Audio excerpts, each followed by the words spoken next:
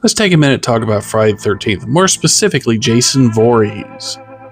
Because who else are you going to talk about? You going to talk about friggin' Roy from part 5? No, we're not going to talk about Roy. Roy sucks. Screw you, Roy.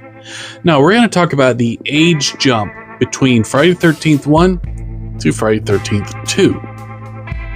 Friday the 13th 1, spoiler warnings for a movie that dates back to 1980. The original killer was Pamela Voorhees, Jason's mother. But at the end of the movie, when our final girl, whose name eludes me, is out on the lake, thinking she's safe, little boy Jason pops out of the water and pulls her under.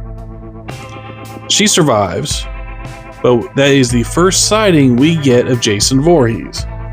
Little gross boy in the water. Jump ahead to part 2, which isn't that far along in the future. You get a full-grown Jason Voorhees showing up to kill the final girl who'd survived the last movie. So how'd that happen? How does he go from being what looks to be around 7 or 8 to 20s, assumably? Well, I figured it out. Or at least I think I have. It's a movie. There is no direct answer.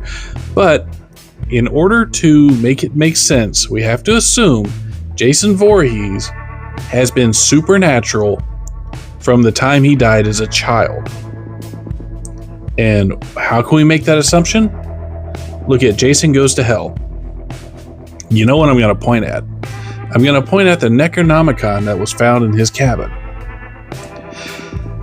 Jason Goes to Hell kind of leads us to believe that he's a demonic entity and a stupid worm that travels from body to body to make a new Jason Voorhees. I hate that, but it's in the movies, therefore it's canon, so we kind of have to go with it. So, Jason Goes to Hell, we're going to assume that Pamela Voorhees, when her son died of drowning, brought him back to life with a Necronomicon that somehow is not being handled by Bruce Campbell in any way.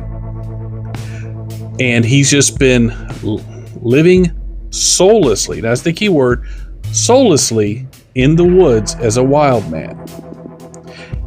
I think Pamela brought back the body. The soul of little Jason Voorhees is still in the lake, haunting it as a ghost. That would explain also why Jason can take so much of a beating. Now, at this point in time, his body's still very much alive, so he's not showing the rot, but he's still getting up from a lot of hellacious abuse that a normal person shouldn't be able to get up from. But another thing that kind of points to him being supernatural from the start is when he's revived from his eventual death, quote unquote, he's revived from a lightning strike to a pole to his heart, which kicks him back into gear. Why would that work? Unless he's already supernatural to begin with and it just needed a little kick to start working again. And that's when you get zombie Jason. The Jason that's already rotted when he gets up. So his body's regenerating, but the damage is pretty much done. So that's how I explain it. In my opinion, Jason Voorhees is now 2 entities. The little boy who's in the lake and the wild man who's in the woods.